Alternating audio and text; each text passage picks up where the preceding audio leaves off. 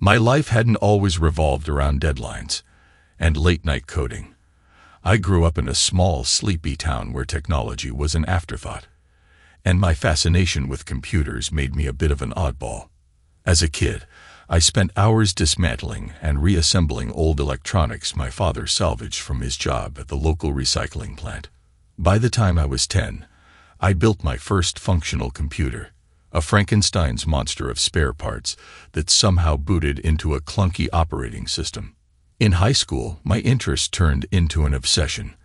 I spent long nights coding simple games and learning programming languages from dusty library books. Despite my parents' initial reservations, they supported my passion, even when it meant spending money we didn't have on better equipment. Those years cemented my dream. I wanted to build software that could change lives. When I landed my first job at a small startup, I thought I'd made it. The work was demanding and the pay was modest, but the thrill of creating something from nothing was addictive. That's where I met Sophie. She was a graphic designer with an eye for detail and a smile that could light up the dreariest of days. We bonded over our shared ambition and quickly became inseparable. Our early years together were filled with hope and determination. We poured everything into our careers, supporting each other through long nights and early mornings. When our daughter Amelia was born, it felt like the culmination of all our efforts. I vowed to provide her with the stability I never had growing up. But ambition has a price. As my career advanced, the demands grew. Sophie often shouldered the responsibility of raising Amelia alone, while I worked endless hours to meet deadlines. Over time, the cracks began to show. What started as occasional arguments over time spent apart turned into something deeper. A rift neither of us seemed willing or able to mend. Still, I believed we could weather any storm. I was wrong. The day had been exhausting. Once again, my team and I worked late into the night, as these intense work periods demanded everything we had. As the lead developer, I felt a duty to stay engaged at all times, often being the last one to leave. Tonight was no different. After setting the building security system, I made my way through the dimly lit parking lot toward my crimson BMW 650i coupe, ready for the brief drive home. My mind raced with thoughts about the project's current state. Bug counts had finally begun to decrease, although there were still hundreds to address. Our pace had stabilized, and the team seemed to be managing the pressure. In just a fortnight, we'd be ready to deliver the Gold Master. As I crossed the lot, a sharp noise cut through my thoughts. Footsteps. With no music playing in the car, the sound was clear. I turned, startled, and froze as a firearm was aimed directly at me. Acting instinctively, I ducked, but not quickly enough. The Colt discharge and a sharp burning pain surged through my chest as a bullet shattered my shoulder. The force hurled me backward into the trunk of a nearby car, and I crumpled to the pavement. Under the stark glow of the streetlights, the assailant stood silently. Another shot rang out, then another. I couldn't tell how many. A second bullet slammed into my side, piercing my lower rib. My vision blurred, and my body weakened. As the shooter stepped closer, I knew it was the end. Thoughts of my wife, Sophie, and my daughter Amelia filled my mind. Regret consumed me. Regret for the long nights, the time missed with them. Voices called out in the distance, but I couldn't focus. The Colt fired once more, hitting my left leg. Then the shooter fled. Moments later, a familiar face appeared. Nora, our graphic designer. She leaned over me, her mouth moving, though I couldn't make out the words. Soon, Daniel, our assistant producer, and Steve, our AI programmer, joined her. Their faces swam with concern, but my strength was slipping away. I clung to the sight of Nora's face until the world went dark. When I regained consciousness, pain blazed in my chest. I was in a hospital bed, staring at a stranger holding defibrillator paddles. I'd been dead, but somehow they'd brought me back. The next time I woke, the pain was duller but still constant. A nurse was working on my leg, adjusting it where the bullet had struck. I tried to speak, but my throat was parched, and only a raspy grunt emerged. Noticing I was awake, the nurse immediately called for a doctor. As the hours passed, I began to piece things together. I'd been in the hospital for 10 months.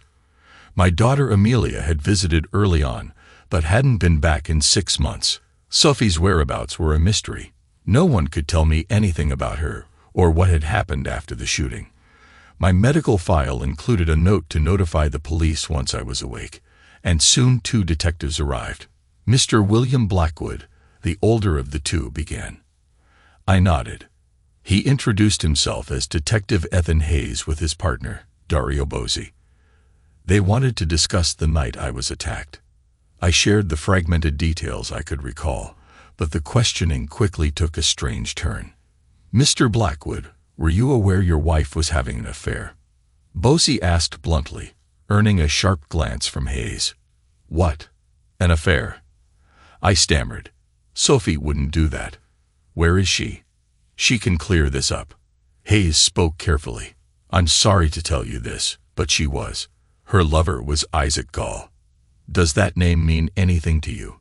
The name hit me like a punch. Isaac Gall. My daughter's middle school English teacher. Hayes nodded. That's where they likely met. Did you know he lost his teaching job? I shook my head, stunned. None of it made sense. Sophie had been my everything. After Amelia was born, we were inseparable. I worked tirelessly to give them a good life. How could this be happening? Hayes continued. Gall was dismissed for having a relationship with an 18-year-old student. It wasn't illegal, but violated school policies. He struggled to find work after that. When his father passed, he took over the family coffee shop, G Cafe. I murmured. Sophie often raved about their coffee. Exactly, Hayes confirmed. We believe they reconnected there. That tracks, I admitted. She went there a lot. Personally, I thought their coffee tasted awful. Hayes nodded. The business wasn't profitable either, barely breaking even. I shook my head in disbelief. I still don't believe it. Just because she went there often doesn't mean she was involved with him. Hayes leaned forward, his expression serious. Let's set that aside for now. Does your house have a security system? Yes, I replied. What kind? He pressed. Basic, I said. Alarms on doors, motion sensors downstairs, and a connection to the alarm company. No cameras. No cameras. Hayes repeated, raising an eyebrow. I shook my head.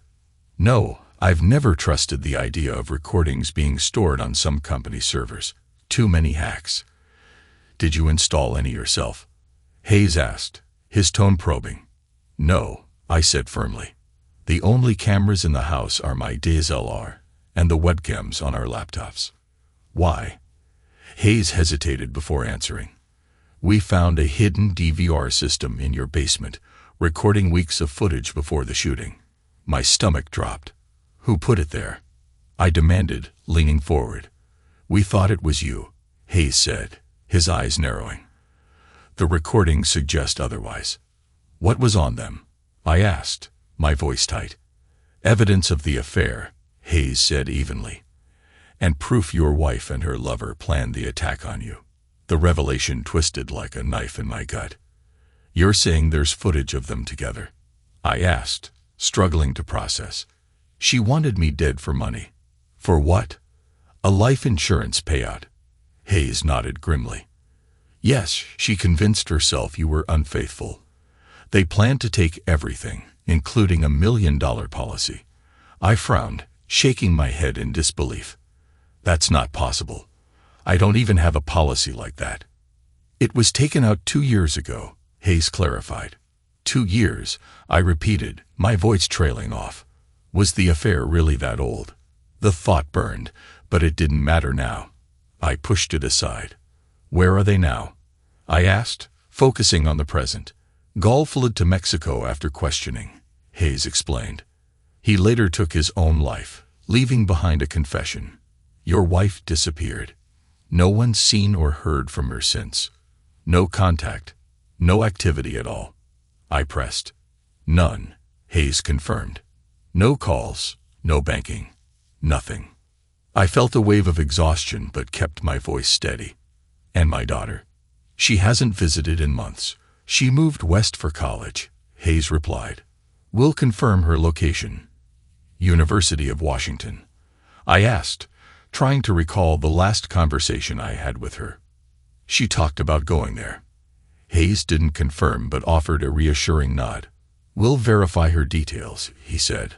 I sat back, exhaling slowly as the weight of the situation settled over me. Looks like I've got 3 mysteries to solve, I muttered to myself. 3? Hayes asked, tilting his head. Where my wife is, I said, ticking the items off mentally. Who installed those cameras? And what happened to Ryan Carter, my daughter's boyfriend? Hayes smirked. That last one's on you. We'll handle the rest. The next morning, I was transferred from the long-term care facility back to the hospital to begin rehabilitation. The nurses seemed cheerful. I got the impression that most patients there didn't leave under their own power. At the nurses' station in the new ward, I spotted my daughter, her face streaked with tears.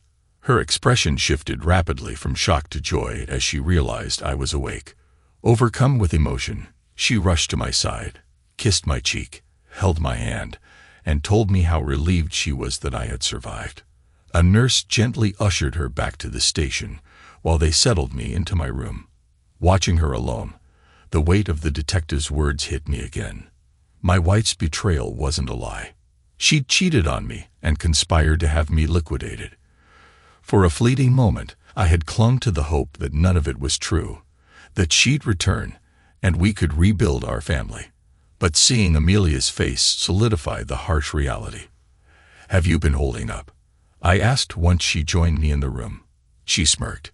Riley, I've been fine. Just living my life while you've been snoozing through the year. Too bad playing Sleeping Beauty didn't do anything for your looks. For the first time since waking, I let out a laugh.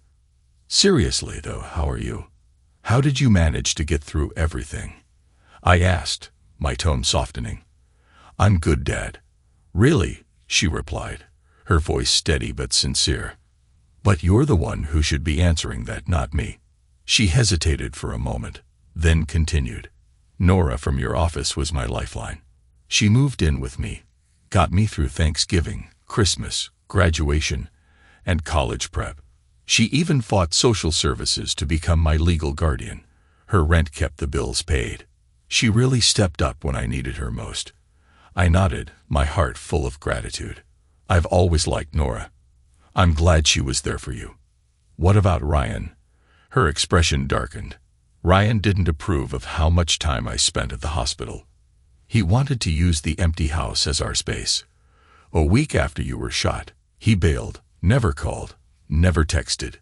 His friend told me he lost his job and moved in with his parents, but that's a lie. His parents died years ago. I asked around, and he just disappeared. Good riddance, I said firmly. You're better off without him. She rolled her eyes. Why didn't you say that back then? Your mom thought I'd just push you closer to him if I did. Her jaw tightened. Next time, trust me enough to tell me what you really think. Mom was wrong about so much. I'll remember that. I promised. Promise, she pressed. Promise, I said, smiling. Good, she replied with a satisfied nod. So anyone new in your life? Not yet, she admitted. There's someone I'm interested in, but we'll see what happens when I get back to school. What are you studying? I asked. Computer engineering, mostly hardware. I just built a digital scale with a pressure sensor and it LEDs. It worked perfectly on the first try. I smiled proudly, but her mention of school tugged at memories of her mother's brilliance. My expression must have changed because Amelia's brow furrowed. What is it, Dad? She asked softly. Just some old memories. About Mom. She guessed, her voice laced with bitterness. I nodded. She was brilliant too. I think you get your smarts from her. Her eyes flashed with anger. No, I don't. I get them from you. Mom's only good for rotting in hell. I flinched at her words but pressed on. Amelia, what happened after I got shot? Is all this anger just from finding out what she did? She folded her arms and looked away. Her trying to eliminate you is enough, don't you think? Her voice was sharp, but then it softened as she continued. But yeah, she changed after the shooting. At first, she was devoted. She stayed at the hospital constantly. She sent me home to shower and change and barely left your side. But after a week when you didn't wake up, she became different. Amelia's voice tightened as she recounted the events. She started dressing up, skipping hospital visits. I'd come by after school and find out she hadn't been there all day. I listened in silence as she continued, her words carrying the weight of painful memories. When the police started asking questions, she got paranoid. She acted like someone was following her. She changed her routines, avoided talking to anyone. Then, one morning, she dropped me at school like usual, but when I got home, she wasn't there. I called the hospital, and they said she hadn't visited you. That's when I realized something was really wrong. Amelia paused, taking a deep breath before finishing. That night, Nora called to check on me like she always did when she couldn't visit you. I told her mom was missing, and she came over immediately. She even stayed the night. The next morning, we went to the police. They searched the house, and that's when everything unraveled. Amelia hesitated, looking at me carefully. Dad, did you know there were cameras hidden in the basement? No, I said firmly. I had no idea. I don't know who put them there, but I wish I did. Maybe they could have warned me about her affair or what she was planning. She nodded slowly. So you didn't install them? No, I said again. Whoever did might have saved my life if they'd spoken up. Did you know her lover? She asked, her tone sharp with curiosity. I nodded reluctantly. I did. He was my middle school teacher, but I hadn't seen him since I graduated. I hesitated before asking, what happened after the police found the videos? They took the recordings, she said, her voice tightening, but they wouldn't tell us what was on them. A detective told me to call if Mom contacted me, then just left. A social worker came by and said they'd notified child services since I was alone. She paused, taking a steadying breath. That's when Nora stepped in. She told them I wasn't alone and moved in immediately. Your company helped her get a lawyer, and she fought to become my legal guardian until I turned 18. But after that, they just left. No counseling, no follow-up. They completely dropped the ball. Her voice trembled with frustration. I could hear the pain beneath her words, not just at the system's failures, but at the deep sense of abandonment. Even though she understood I hadn't chosen to leave her, the wounds were still raw. I'm so sorry, sweetheart, I said, tears brimming in my eyes. If I could have been there for you, I would have. Her face softened and tears slid down her cheeks. I know, Dad, I know you would have. Knowing you were fighting to survive kept me going. I couldn't give up because you didn't. And Nora, she made everything okay. She paid the bills, helped me finish school, picked out my college, and even came with me for orientation. I'm so grateful for her, I said. Where is Nora now? She's at work, Amelia replied. She stopped by this morning when she heard you were moved out of the care facility. She'll be back tonight. Oh, and she's still living at the house. I'm glad, I said. She's been incredible. She made sure you were okay for me, Amelia added. I wouldn't have gone to you, boy, if she hadn't promised to check on you every week. You needed to follow your dreams, I said. If you was where you wanted to be, I'm glad you went. Your grandfather would be so proud. It was his alma mater. He always wanted me to go there, but life had other plans. Before she could say anything, a doctor arrived to check on me and approved my start in physical therapy. Once he was done, a nurse pulled Amelia aside, probably to discuss my discharge plan and the kind of help I'd need after leaving the hospital. That left me alone to wrestle with my thoughts. Anger welled up as I thought about my wife's betrayal. She had abandoned Amelia when our daughter needed her the most. Sure, Amelia was technically an adult, but no one should have to face the loss of both parents, one in a coma and the other gone by choice. It wasn't fair. Nora, stepping in, had been a blessing, but Amelia shouldn't have been left to rely on anyone else in the first place. I was still struggling to make sense of it all. The idea that my wife had not only cheated on me, but also plotted my homicide felt like something out of a nightmare. Part of me wanted to see the evidence the police had mentioned, those hidden camera recordings, just to erase any shred of doubt. But I knew deep down that her disappearance was all the proof I needed. Why had she done it? Was it because I wasn't home enough? She had always claimed to understand the demands of my job. We had good times during my breaks between projects. I had even planned to take an extended leave after this one, nearly 2 months off to spend the holidays together. Maybe that was the problem. She knew I'd be home more, making it harder for her to sneak off to see him. Did she actually love him? Or was he just a convenient escape? Perhaps my absence had left a void he was able to fill. Then, with his lack of prospects, they decided to take everything I had built for our family. The problem with that theory was that it didn't align with the woman I thought I knew. Unless she was found, I'd probably never understand why she did it. And even if the authorities tracked her down, there was no guarantee she'd tell me the truth. It was better to focus on the present, on healing and being there for Amelia. Amelia returned after speaking with the nurse, and we shifted to lighter topics.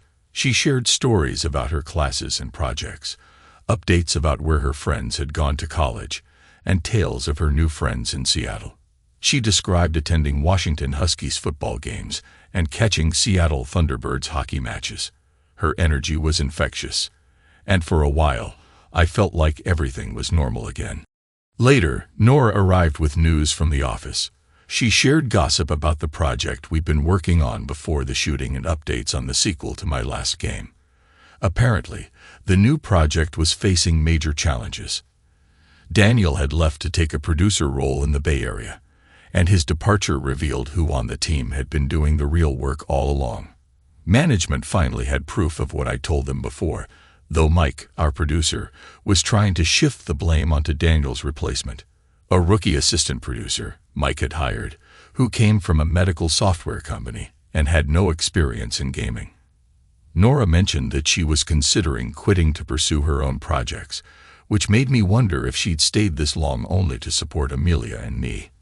I decided I'd need to talk to her about it when Amelia wasn't around. After a few hours of talking, we were all yawning and decided to call it a night. As Amelia and Nora headed toward the door, a question popped into my mind. Something I hadn't asked yet.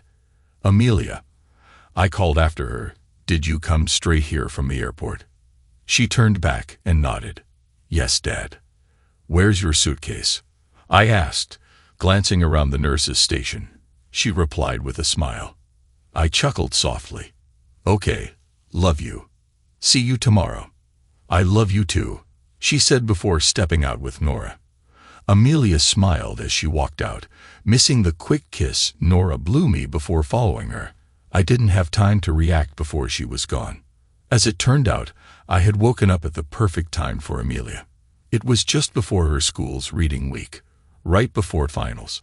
She'd worked with one of her professors to arrange for her exams to be proctored at a nearby state university about an hour away. The only condition was that she'd take them at the same time as her classmates, which meant a few late-night tests. Still, it allowed her to stay with me. She spent her days at my bedside, surrounded by her laptop and textbooks. I helped quiz her when she asked, walking through solutions as if they were programming challenges. It was a welcome distraction for my situation, and more importantly, it brought us closer than we'd ever been. Physical therapy, on the other hand, was brutal. Those first 2 weeks left me drained. I shuffled down parallel bars on shaky legs, using them for support whenever I needed. But the hard work paid off. I was cleared to go home just in time for Thanksgiving. Amelia and I had dinner at a nearby hotel, since Nora was in Florida visiting her family. Returning to the house didn't feel like coming home. Instead, it felt like walking into the aftermath of a crime. Every room seemed haunted by memories of my wife's betrayal. With Nora out of town, I avoided the master bedroom and slept in the guest room instead. The faint trace of Nora's scent on the pillow was oddly comforting, a reminder of someone who had been there for us. But I knew I couldn't stay in this house. I needed a fresh start, a clean break from the memories, both good and bad, that lingered in those walls. The day after Thanksgiving, I called a real estate agent to start the process of selling the house. He warned me that it was a slow market, especially during the holiday season, so I shouldn't expect a quick sale. It might take until the new year, but I was determined to move on. The following Monday, I reached out to my office and arranged to work from home. My new role was focused on debugging.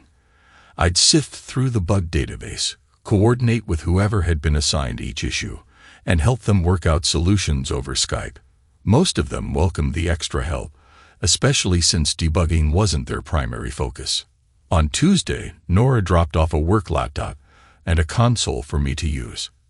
After my morning trip to the hospital for physical therapy, I spent the afternoon diving into bug fixes. It felt good to be contributing again, even if I wasn't physically in the office. Working alongside Amelia, who asked questions and joined the problem-solving process, made the experience surprisingly enjoyable. For the first time in a while, I felt like I was moving forward. On Wednesday, Amelia and I woke up early to get her to the airport for her flight back to school. Saying goodbye was tough. Tears flowed as we hugged, and it felt like I was losing her all over again. She didn't want to leave either, especially after just getting me back. But we reassured each other. She'd be back soon for Christmas. As I drove home, I started thinking that a change of scenery might do me good. Maybe I'd follow her to the West Coast once I found a new job. The week before Christmas, I returned to work officially. The day before, I'd attended the office Christmas party with Nora as my date. Not romantically, though. She had a long-term boyfriend, but strangely, he never visited the house, and she never stayed at his place. It was something I planned to ask her about someday. Christmas itself was a bright spot. Amelia and I spent it together, just the two of us, and we made the most of it. A few days later, on the 27th, we drove into Philadelphia to watch a Flyers game. It was her gift to me, but it felt like a shared present. We both loved hockey. As the new year rolled in, Amelia returned to school, and Nora came back from Florida after visiting her family. My physical therapy was now down to weekly sessions, giving me more time to focus on moving forward. That same week, the police dropped by with the camera equipment they had confiscated, the storage device and the cameras. They'd cloned the footage for their records, which was all they needed as evidence. They told me the system had been purchased at a Costco in Baltimore, then returned and resold at a discount warehouse for cash. Unfortunately, that's where the trail went cold. Curiosity got the better of me, and I decided to review the footage. Downloading the software proved challenging since the company no longer supported the system, and their updated programs didn't recognize the old hardware. After some digging, I found an older version on an abandonware site. It wasn't perfect. The connection to the hardware would cut out intermittently, but it worked well enough to view the videos. In hindsight, I wished I hadn't watched. The software displayed a timeline at the bottom, with a list of cameras at the top. When footage was available, the interface expanded to show the video feed. If multiple cameras were active, it showed 4 feeds at once, and you could switch between them.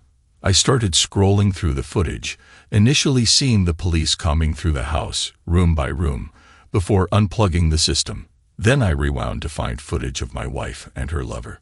The scene began with Sophie pacing in the living room like a restless animal. The doorbell rang, and she opened the door to let him in. He entered, carrying a child's Spider-Man backpack. From it, he pulled out the Colt, the same Colt he had used to shoot me. The sight of it made my shoulder throb as if I'd been hit all over again. "It's here," he said, showing her the weapon. Sophie was quick to respond. "I don't want him to suffer. Promise me it'll be quick and painless." He chuckled, clearly enjoying himself. "Don't worry, I'm a pro. He won't hear a thing." One shot to the back of the head, and it's over. Enough talking, she said, moving closer to him. You owe me some attention before you go. At that moment, any shred of doubt I'd clung to about her innocence shattered. They kissed passionately, shedding their clothes as they moved from the living room to the sofa. I couldn't watch any longer and fast-forwarded through their encounter, but it only got worse. Later, they were in the shower together, which started innocently but soon turned into something else. Eventually, he left. I checked the timestamps. He had waited outside my office for hours after leaving the house. Sophie, meanwhile, sat calmly in the living room watching TV. Around 11 p.m., Amelia came home and went straight to bed. At 1:30 a.m., I called Sophie to let her know I was on my way home. Shortly after hanging up, she called him to give the green light. I felt physically ill. She had orchestrated my attempted homicide, as casually as ordering takeout, scrubbing through more footage.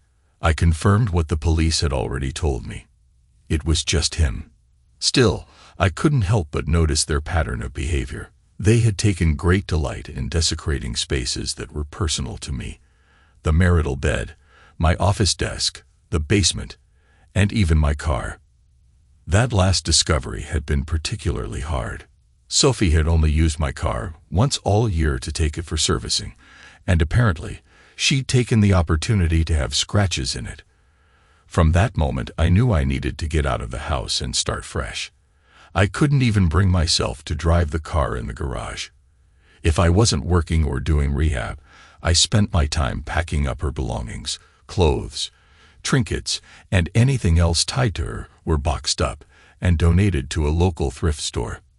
That same day, the store manager called to tell me they had found $100 in the pocket of one of her jeans and wanted to return it. I told him to put it in their donation box or give it to another charity. Once I'd purged the house of most of her presents, I contacted a lawyer. The first meeting was disheartening. Since no one knew where Sophie was, I couldn't file for a quick divorce.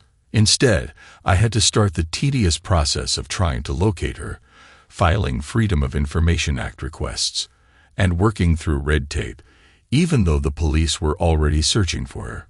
Frustrated, I left the lawyer's office in a fury, venting my anger on some unfortunate inanimate objects before calming down. Thankfully, the lawyer was understanding and let me come back to continue the discussion.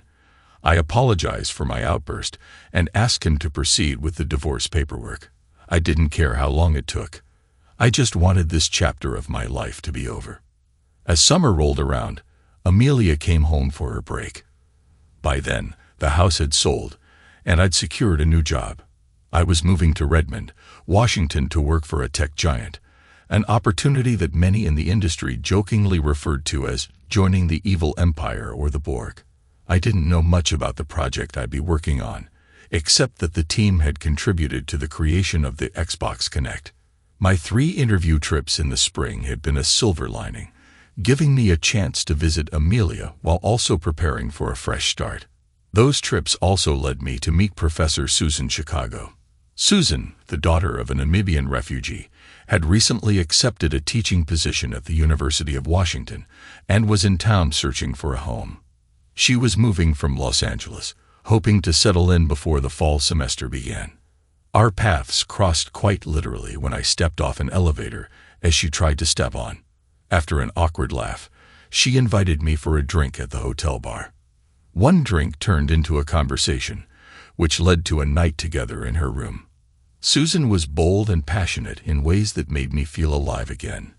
It was impossible not to compare her energy to Sophie's, whose demeanor with me had been subdued but far more assertive with her lover, as I'd painfully witnessed on the hidden camera footage. That thought brought tears to my eyes. Susan noticed, and instead of pulling away, she comforted me. When I opened up about my past, she listened without judgment. We stayed up talking until dawn, and afterward, we made love again. This time with a closeness that felt deeper than anything I'd experienced in years. We parted ways after breakfast, exchanging contact information. By the time I landed back home, Susan had already sent emails with updates about her house hunting adventures, complete with photos. For the first time in a long while, I felt truly happy. But that happiness didn't last. When I got home, Nora immediately sensed something was different about me. I told her about meeting Susan and how much we clicked. She seemed genuinely happy for me, but then excused herself for a date with her boyfriend. Over the next few weeks, she became increasingly distant. She didn't stay at the house and eventually went to HR at work to hand in her 2 weeks' notice. On her last Saturday in town, she showed up with a U-Haul, packed up her things, and left without much fanfare. Not long after, movers came to pack up my belongings for the move to Seattle. My last night in Pennsylvania was spent at a hotel near the airport. The company had arranged for temporary housing in Redmond, a small apartment near Merrimore Park, while I got settled and decided where to live. Eventually, I found a 3-bedroom apartment in the area, and as fate would have it, Susan had bought a house nearby on the other side of the park. We started dating casually, meeting a few nights a week and playing in a Sunday morning pickup soccer game at the park. Susan was an incredible athlete, easily outmaneuvering most of the guys on the field. She had a mix of experience and speed that left even younger players struggling to keep up. But as time went on, it became clear our relationship wasn't built to last. One evening, Susan confronted me. "You're still holding on to someone else," she said. "I'm over my wife," I replied, though the words felt hollow even to me. The relationship ended in the weeks leading up to my first Christmas on the West Coast. Susan made sure the breakup was definitive. She arranged for me to catch her in bed with one of her students. It was her house, not mine. But I'd started to think of it as ours. Seeing her betrayal crushed me, and I decided I was done with relationships for the foreseeable future. I wanted to focus on my career, my daughter, and finding some new hobbies. Skiing became my outlet. On weekends, I drove to Stevens Pass to learn how to navigate the slopes. It was one of the few activities that distracted me from my job, which was turning out to be far less enjoyable than I'd hoped. At the tech giant, your dedication was measured by how long you stayed at your desk. The deadlines were relentless, and overtime wasn't just encouraged, it was expected. If you wanted to keep your job or move up, you practically had to live on campus. The excitement I'd once felt about the role quickly evaporated. Since the shooting 2 years earlier, I'd felt like my life had been moving around me while I stood stuck in place. People had tried to help like Nora, but I hadn't been ready. Susan had nearly pulled me out of the pit only to push me back in with her actions. In the new year, I finally bought a house in Kirkland, a 4-bedroom home with a converted garage that had once been used as an office for a failed startup. The backyard had a small garden and a pool, which I didn't think I'd use but figured Amelia might enjoy when she visited. Settling into the house brought a sense of stability I hadn't felt in years. Once my movers delivered the rest of my belongings from storage, the space started to feel like my own. Still, unpacking boxes from the old house was bittersweet, and I braced myself for the memories that would inevitably surface as I tried to move forward. Sunday evening, after taking Saturday off to move into my new house, I returned home to find an unfamiliar blue Ford Focus parked in my driveway. My curiosity was piqued as I stepped out of my car. The driver's door of the Focus opened, and a pair of long, shapely legs clad in black stockings emerged. I froze, recognizing them instantly. I couldn't stop staring at those legs and the hem of a little black dress. My gaze stayed locked there, afraid to look up and meet the eyes of the woman they belonged to. Part of me worried about her reaction to my obvious admiration and the physical response it stirred in me. A sharp cough, unmistakably male, snapped me out of my reverie. I looked up to see Daniel standing on the other side of the car, smirking. My eyes darted between him and Nora, who was now stepping out of the car, a radiant smile lighting up her face. My mind raced. Were they a couple now? The thought set a pang through me. I should have been happy for my friends, but instead I felt an unexpected sadness. "William, God, it's so good to see you," Daniel said as he pulled me into a tight hug. "You're looking great, up and moving around again." It's good to see you too, I replied, though my eyes were still glued to Nora. She missed you too, you know, Daniel whispered, leaning conspiratorially. That broke my trance. I glanced at him and quietly asked, Are you two together? He chuckled. I wish, believe me, I've tried. What are you boys whispering about? Nora called out. Nothing. We answered in unison, like guilty kids. Nora turned to me. So, how's Susan? No idea. We broke up, I said. Her smile widened. Good. She wasn't the right fit for you. Well, like my ex-wife, she cheated. At least this time I walked away without any extra holes in me. Nora stepped closer, her eyes sparkling. You just need to let a woman decide you're right for her, instead of the other way around. Is that so? Know any women who might think I'm worth it? I asked, half joking. Her response was anything but a joke. She moved in, wrapping her arms around me, and kissed me like her life depended on it. Time seemed to freeze as I lost myself in that kiss until we were interrupted by a familiar voice. It's about time, Amelia shouted, grinning ear to ear.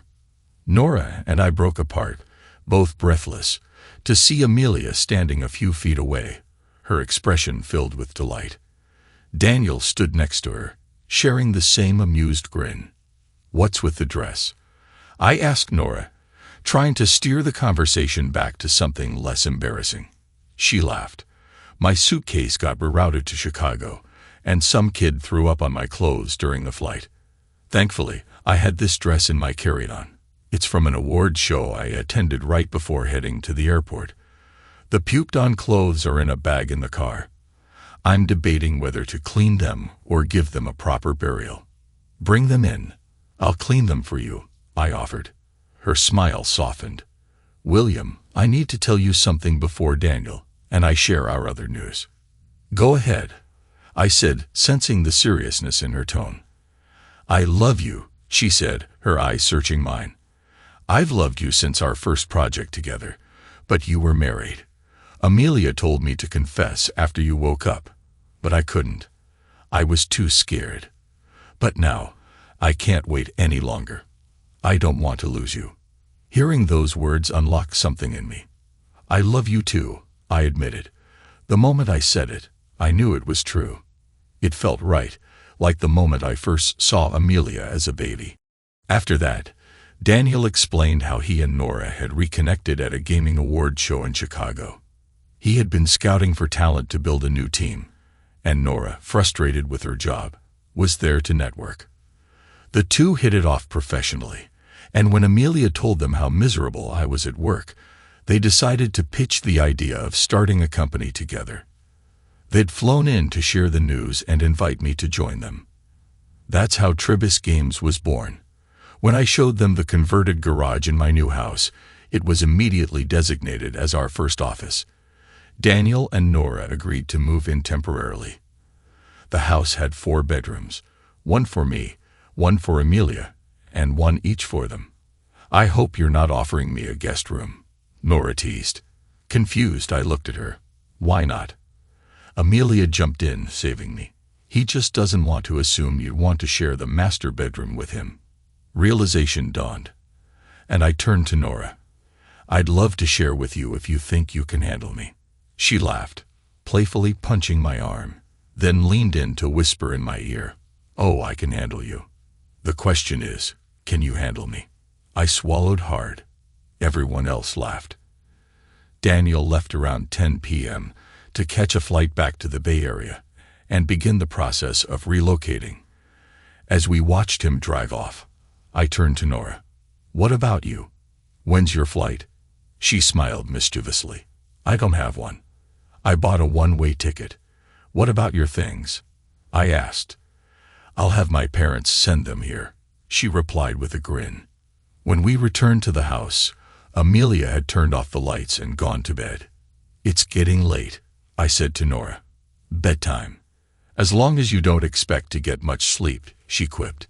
In the bedroom, she veered into the bathroom to shower while I tried to distract myself with a book. The title was fitting. Time Enough for Love. But I couldn't focus. My thoughts were on Nora, and for the first time in years, I felt like my life was falling into place. The sound of running water stopped, and moments later, the bathroom door creaked open. Nora stepped out, wrapped in a towel that hugged her curves. She was breathtaking, from her pale blue painted toes to her flowing strawberry blonde hair. My gaze lingered, drinking in the sight before me. My brain, still reeling, noted that her nails and towel were perfectly color coordinated. Somehow, this small detail made her even more striking. I pinched myself to snap out of it and discreetly checked to ensure I wasn't openly drooling. Thankfully, I wasn't, but my dumbstruck expression gave me away. Nora smirked, her eyes twinkling with amusement before letting out a full, melodious laugh. "Go take a shower," she teased. "Maybe it'll help clear your head." I nodded mutely, climbing off the bed with all the grace of a baby giraffe. My heel caught on a book I didn't remember dropping, causing me to stumble. As I passed her on my way to the bathroom, her scent, my soap and shampoo, wrapped around me. The simple act of her using my things felt intimate, grounding me in the moment. On impulse, I leaned in and pressed a gentle kiss to her neck, pouring all the affection I could into that small gesture. She melted against the doorframe, releasing a soft groan as I whispered, "Looks like I'm not the only one overwhelmed now."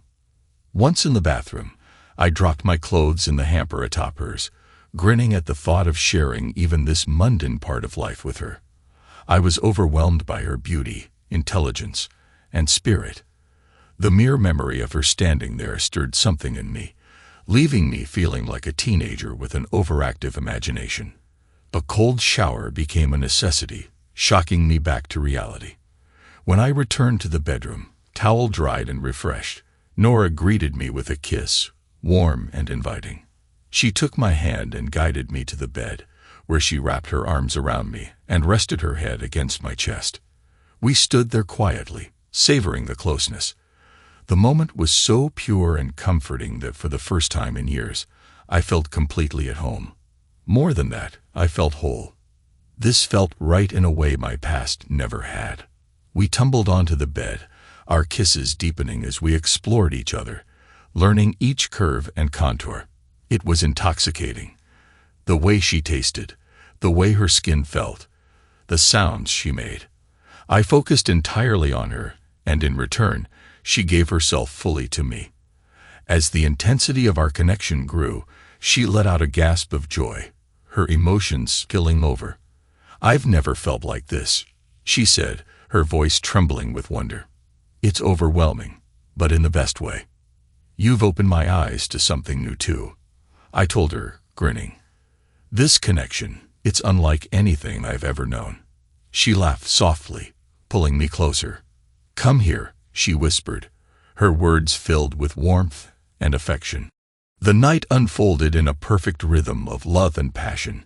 Every touch, every kiss, every look conveyed emotions words couldn't express. The world outside seemed to fade until only we remained, caught in a timeless moment of shared closeness and trust. At the height of our connection, as we both reached a crescendo of shared intensity, Nora let out a triumphant cry that mirrored my own. It was a moment of pure harmony, leaving us breathless and exhilarated. She collapsed onto me afterward, accidentally bumping her forehead into my nose. We both burst into laughter, the sound blending with the quiet of the room. The air was filled with the scent of our shared passion as we lay tangled together, our heartbeats sinking, our bodies slick with sweat. Slowly, our breathing steadied, and we drifted into a deep, peaceful sleep. When I woke the next morning, Nora was still curled up against me, her face radiant with happiness, her deep blue eyes sparkling with mischief as she teased, "Round two." "As much as I'd love to," I replied, laughing. "I need to take care of something first." She giggled and slid off me, allowing me to get up and take care of business. When I returned, we made love again, this time slow, tender, and filled with quiet intensity. Afterward, we shared a shower, laughing and stealing kisses, before heading to the kitchen to join Amelia for breakfast. "He didn't eliminate you then," Amelia teased as we sat down. In an exaggerated whisper, she asked Nora, "So, was it everything you hoped for?" Nora grinned, kissing Amelia on the cheek before leaning in to whisper something. Whatever it was, it made Amelia beam with delight, leaving me feeling smug and grateful all at once. The rest of the day was a whirlwind. Nora began clearing out the garage to prepare it for Tribus Games, the company she, Daniel, and I were building together. Meanwhile, I went to the office to hand in my resignation. HR escorted me to my desk to collect my personal belongings, a single photo of Amelia, before walking me out. As I drove home, a weight lifted from my shoulders. For the first time in a long while, I felt a sense of freedom and purpose. When I returned, I found Nora still hard at work in the garage, her determination only deepening my affection for her. Together, we were building a future, one that finally felt like it was mine. Later that week, the movers delivered the items I placed in storage. We arranged the furniture in the proper rooms and stacked the boxes in the spare bedroom, which had originally been intended for Nora, except for those labeled as Amelia's, which we took directly to her room. A couple of weekends later, Amelia approached me, holding one of her old laptops. "Dad, I can't access this computer anymore. Can you help me get into it?" she asked. "Why on earth would you want to?" I replied, turning away from the whiteboard Nora and I had been using. By whiteboard, I meant the entire garage wall, which we had covered with special wallpaper to make it writable. We'd been brainstorming ideas for our next game, and most of the wall was now filled with sketches, flowcharts, and notes. "I haven't used this laptop since before you got hurt," she explained. "It might have something interesting on it." "All right, let's take a look," I said, moving to my desk. After rummaging through a drawer, I found a green USB drive. Plugging it into the laptop's port, we rebooted the system.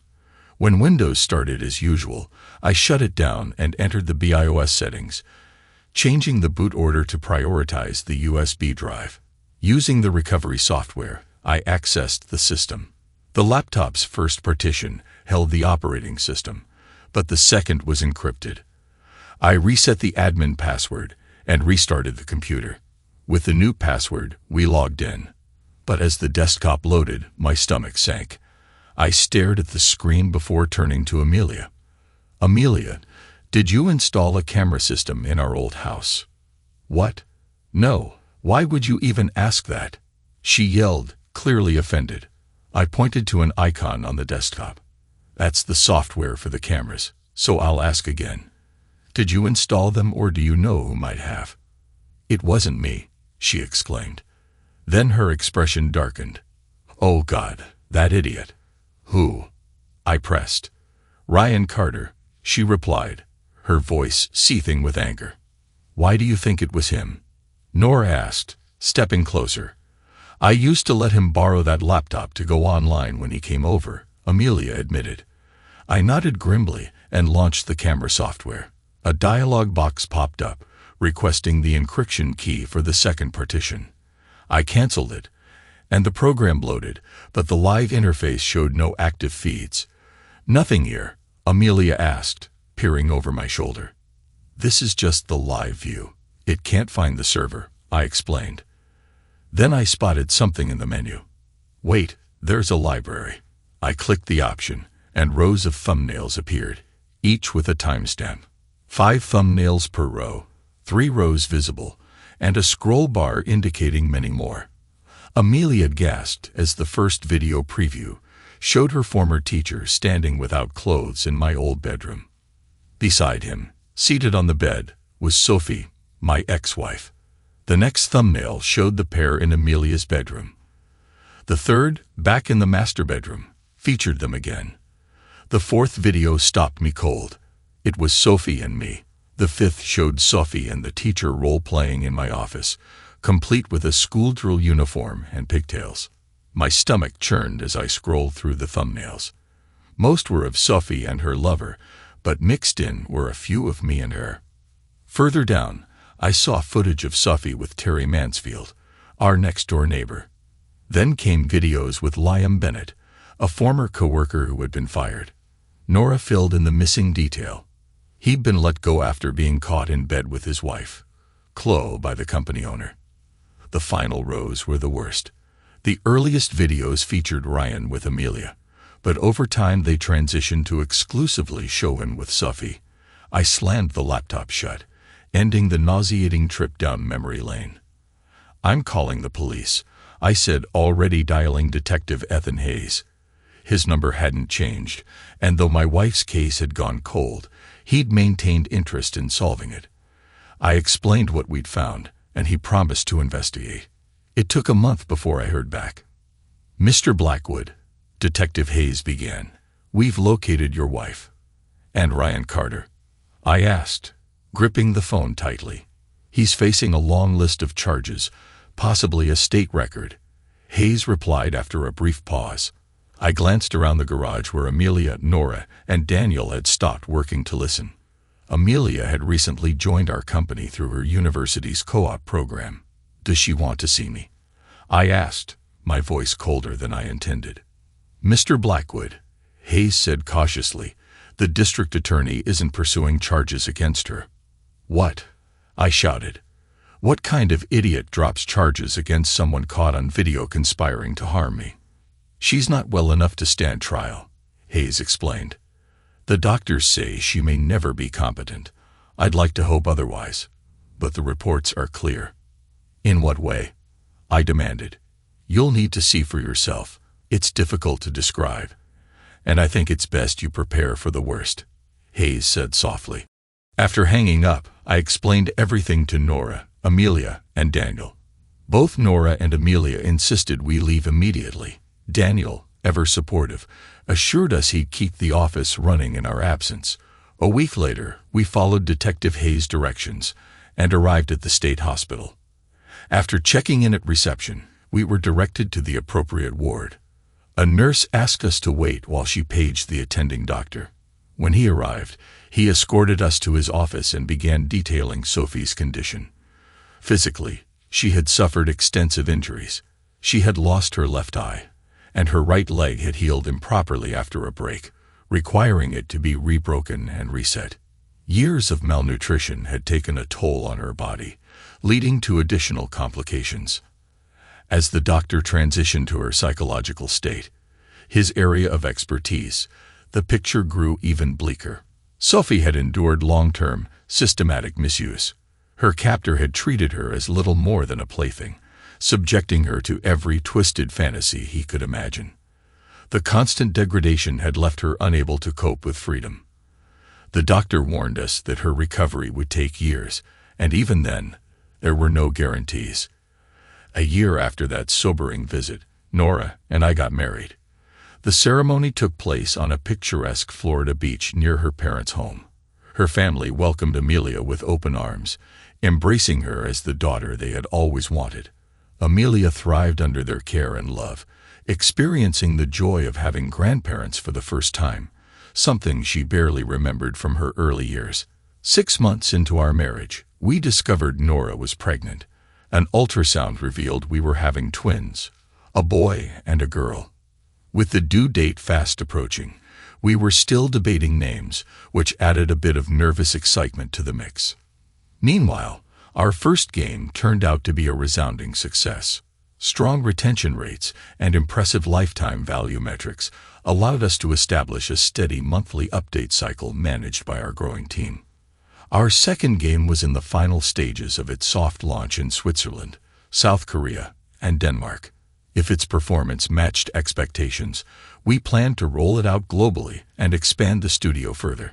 Amelia had been instrumental in our success, but I often had to remind her to focus on finishing her degree. She was already well on her way to becoming a paper millionaire, if she wasn't one already, but I emphasized the importance of completing her education. So far, she'd taken my advice to heart. Sophie now lives next door. Amelia insisted on being involved in her care, and I couldn't refuse. She's Sophie's only remaining family. With Amelia's help, Sophie has made steady progress. Most days, we can encourage her to stay dressed and maintain some semblance of routine, though she isn't ready to venture out in public yet. We've partnered with the University of Washington to provide Sophie with ongoing treatment. In exchange, I teach a game development class at the university. It's been a win-win for everyone involved. Sophie receives expert care, and I have the opportunity to mentor and scout potential talent for our studio's future. Life has been challenging, but it's also filled with unexpected blessings. Nora, Amelia, and our growing family have brought me a sense of peace I never thought I'd find.